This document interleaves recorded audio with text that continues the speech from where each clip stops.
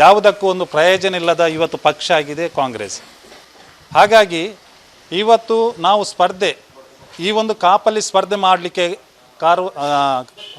ಸ್ಪರ್ಧೆ ಮಾಡುವಂಥ ದೊಡ್ಡ ವಿಷಯವಾಗಿದೆ. ಯಾಕಾಗಿ ಅಂತ ಹೇಳಿದರೆ, ಈ ಹಿಜಾಬ್ ಇಶ್ಯೂ ಅಲ್ಲಿ ಒಂದು ಕಾಂಗ್ರೆಸ್ ಪಕ್ಷದ ನಾಯಕರಾಗಲಿ, MLA ಆಗಲಿ, MP ಗಳಾಗಲಿ ಯಾರೂ ಕೂಡ ಮಾತಾಡಲಿಲ್ಲ.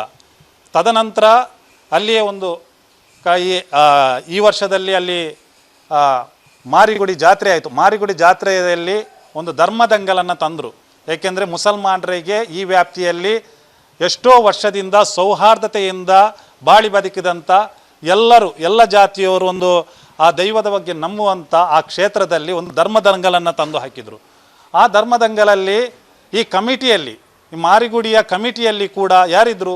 ಕಾಂಗ್ರೆಸ್ ಪಕ್ಷದ ಉನ್ನತ ನಾಯಕರು ಕೂಡ ಇದ್ದರು. ಆದರೆ ಬಾಯಿ ಬರಲಿಲ್ಲ, ಇರಲಿ ಮಾಡಲಿ ಹೇಳುವಂಥದ್ದನ್ನು. ಈ ಒಂದು ಸೌಹಾರ್ದತವಾದಂಥ ಊರನ್ನು ಕಳಂಕವಾಗಿ ಮಾಡಲಿಕ್ಕೆ ಈ BJP ಮತ್ತು ಕಾಂಗ್ರೆಸ್ಸೇ ಕಾರಣ. ಇವತ್ತು ಒಂದು ವೇಳೆ ನಾವು ಸ್ಪರ್ಧೆ ಮಾಡುವುದಾದರೆ ಖಂಡಿತವಾಗಿಯೂ ನಮಗೆ ಒಳ್ಳೆಯ ಒಂದು ಜನಾಭಿಪ್ರಾಯ ಖಂಡಿತವಾಗಿ ಇದೆ. ಒಂದು ವೇಳೆ ಕಾಂಗ್ರೆಸ್ ಅವರು ಊಹಾಪೋಹಗಳನ್ನು ಸೃಷ್ಟಿಸ್ಬೋದು. ಏಕೆಂದರೆ SDPI ಕಾಂಗ್ರೆಸ್ಸನ್ನು ಸೋಲಿಸಲಿಕ್ಕೆ ನಿಲ್ಲಿಸುವುದು.